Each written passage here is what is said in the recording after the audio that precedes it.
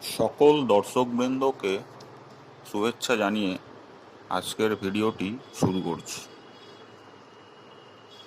B Ed পরীক্ষার সময় কর্মরত শিক্ষকরা ছুটি পাবেন বললেন শিক্ষামন্ত্রী।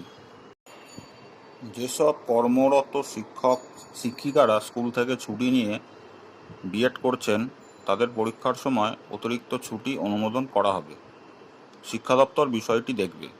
শনিবার উপাচার্যদের সঙ্গে অনলাইন বৈঠকে শিক্ষামন্ত্রী পার্থ চট্টোপাধ্যায় কথা জানান।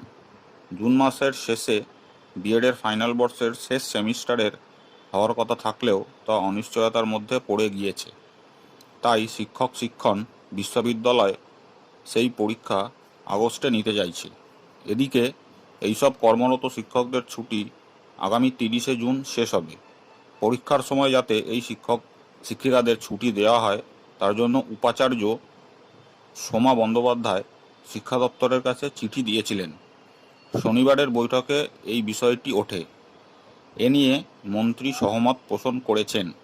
তার মতে পরীক্ষার সময় কর্মরত শিক্ষকদের ছুটির জন্য শিক্ষা দপ্তর আলোচনা করে নেবে। আশা করি ভিডিওটি আপনাদের ভালো লেগেছে। ভিডিওটি লাইক করুন, শেয়ার করুন এবং চ্যানেলটি সাবস্ক্রাইব করুন। ধন্যবাদ।